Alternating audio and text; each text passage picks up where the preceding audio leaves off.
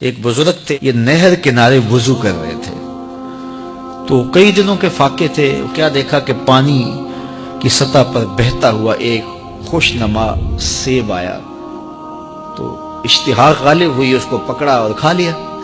جب کھا چکے تو پھر خیال آیا یہ تو میرا تھا ہی نہیں، یہ تو مال لقطہ تھا، تو میں نے اس کو کھا لیا، اب اس کا مالک کیسے ملے؟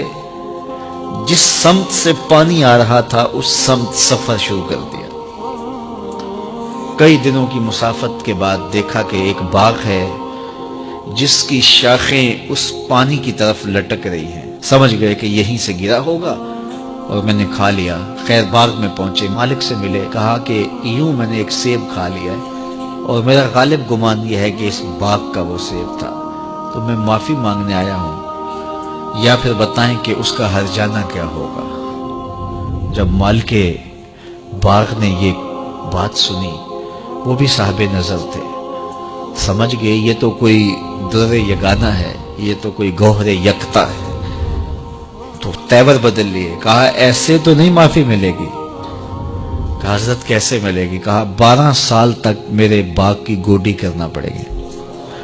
اللہ اکبر، اور ایک شرط اس کے علاوہ ہوگی۔ کہا ٹھیک ہے، میری غلطی تو معاف ہو جائے گی نا۔ 12 سال تک باغ کی گوڈی کرتے رہے۔ ایک دن فرمانے لگے وہ صاحب باغ جو تھے کہ سیب توڑ کے لاؤ، مہمان آئے ہیں۔ تو وہ سیب توڑ کے لائے تو وہ کچے ہی تھے۔ تو کہا تم 12 سال ہو گئے ہو سیبوں کے باغ میں رہتے ہوئے، تمہیں پتہ نہیں کہ کچے سیب اور پکے سیب کیسے ہوتے ہیں؟ کہا حضرت مجھ سے قسم لے لیجئے 12 سال میں ایک دفعہ بھی نظر اٹھا کے سیبوں کی جانب نہیں دیکھا۔ ایک سیب کھایا تھا، میں تو اس کی سزا بھگت رہا ہوں، میں تو گوڈی کرتا ہوں، اوپر کبھی نظر بھی میں نے نہیں اٹھائی۔ سینے سے لگا لیا، کہا ایک شرط تمہاری پوری ہو گئی، اب دوسری شرط ہے کہ میری ایک بیٹی ہے جو آنکھوں سے نابینا ہے، کانوں سے بہری ہے، بول سکتی نہیں، اور وہ اپاہج بھی ہے، چل بھی نہیں سکتی، اس سے تمہارا نکاح کرنا چاہوں، اگر تمہیں قبول ہے تو معافی ہو جائے گی۔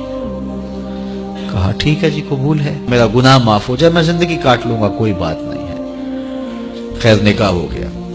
کہا کہ یہ کمرہ ہے، یہاں آپ کی زوجہ آپ کی منتظر ہے۔ جب وہاں گئے تو ایک خوبرو دوشیزہ منتظر تھی، تو فوراً پلٹے کہ میں غلطی سے کسی اور کمرے میں آ گیا ہوں۔ پلٹتے ہوئے دروازے کی چوگاٹ سے سر پھٹ گیا، خون بہنے لگا۔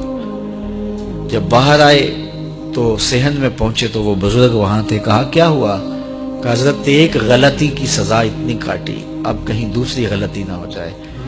وہ تو کوئی اور ہے خاتون۔ کہا وہی تمہاری زوجہ ہے۔ تو میں بتاؤں کہ وہ بہری کیوں ہے؟ آج تک اس نے غیر محرم کی آواز نہیں سنی۔ تو میں بتاؤں کہ وہ بول کیوں نہیں سکتی؟ آج تک اس نے غیر محرم سے کلام نہیں کیا۔ اندھی اس طرح ہے، آج تک اس نے غیر محرم کو نہیں دیکھا، اور اپاہج اس طرح ہے، چل کے کبھی گھر کی دہلیز سے گئی نہیں ہے۔ تو اس خاتون کا جب نکاح ہوا اور پھر ان سے اللہ نے ان کو ایک بچہ دیا جس کا نام ہے الشیخ عبد القادر جیلانی۔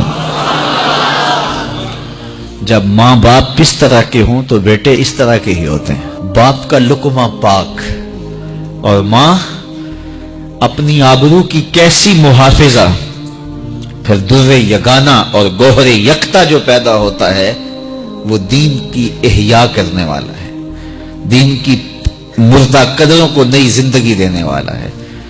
حضرت ملا علی قاری لکھتے ہیں کہ حضور غوث اعظم جب مجلس واعظ کرنے بیٹھتے تو 70 ہزار کا اجتماع آپ کے مجمع میں ہوتا، اور عمومی طور پہ اللہ کی رحمتوں کے حوالے سے بات کرتے، اور جس دن آپ اللہ کے قہر، غضب اور جلال کی بات کرتے کئی جنازے اٹھتے۔